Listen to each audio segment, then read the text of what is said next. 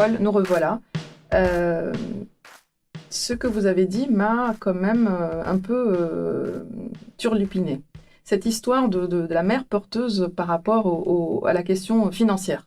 Je vais poser une question que j'imagine plein de gens se la posent. Combien, aujourd'hui aux États-Unis, puisque vous travaillez majoritairement là-bas, combien coûte tout le process de trouver une mère porteuse et de finalement avoir un enfant de cette femme?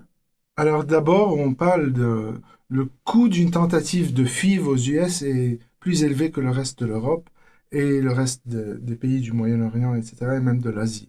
En moyenne, on parle d'une tentative à 12 à 15 000 dollars par tentative. Et une mère porteuse peut coûter aux environs de 50 à 100 000 dollars. Et parfois, on entend des chiffres qui atteignent le demi-million, suivant le statut des parents. Donc, C'est-à-dire, c'est un marché qui est vraiment ouvert et c'est un marché médico-légal. c'est-à-dire que si je suis une star, je vais payer plus cher que si j'étais Madame Lambda. Exactement, parce que d'abord, les centres de FIV ou les centres de PMA qui offrent ces services sont souvent, très souvent privés. Quelques-uns sont réservés aux stars et aux gens de très hautes conditions sociales et financières. D'accord. Je vais juste rappeler aux auditeurs, c'est quoi une FIV et une PMA? Une PMA, c'est une procréation médicalement assistée et la FIV, c'est fertilisation in vitro. Donc le mot FIV, c'est le terme qu'on utilise au courant, mais la PMA, c'est le terme médical. D'accord, très bien. Donc du coup, ce que j'ai bien compris, c'est que les gens payent une somme d'argent pour à chaque fois utiliser, excusez-moi, l'utérus de cette femme. À chaque tentative, on paye en 15 et 18 000 dollars, 12 ou 15 ou 18 000 dollars. Mm. Mais combien de fois on essaye?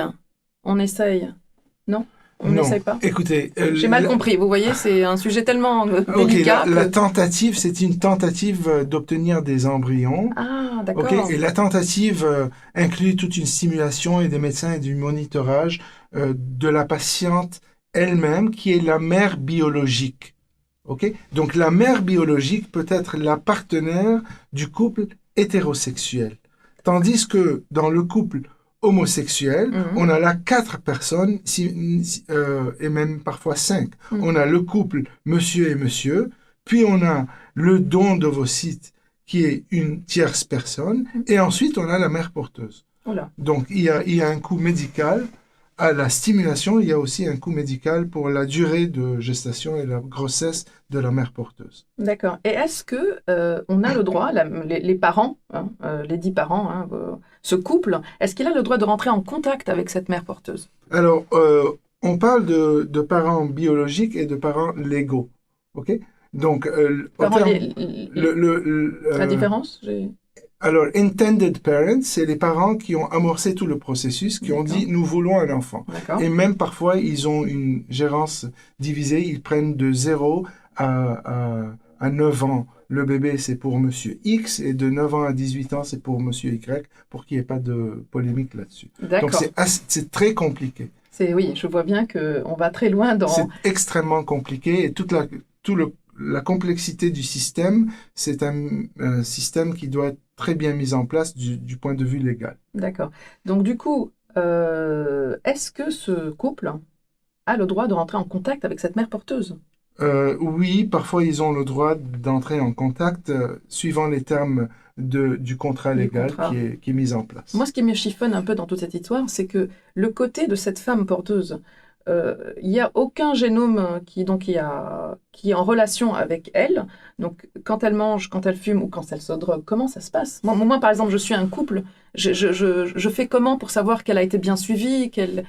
euh, Alors, dans les conditions idéales, on doit d'abord, il y a un filtrage ou un screening qui doit se faire sur les mères porteuses. D'abord, la condition financière et psychologique, donc une évaluation complète par des spécialistes pour s'assurer de leur normalisation psychologique. Deuxièmement, au niveau médical, il y a des bilans qui doivent être mis en place et ces bilans-là sont répétitifs et ils sont au il y a fur et à mesure de au la fur et à grossesse. mesure de la grossesse, etc. Et un monitorage médical. Donc, comme une maman normale enceinte, exactement, cette patiente doit être traitée comme une maman autologue enceinte. Donc, Ça dépend de l'offre du service qui a commencé tout le GPA et s'ils vont prendre en charge cette patiente durant toute sa grossesse, oui ou pas. D'accord. Euh, une place à une petite pause? The sharing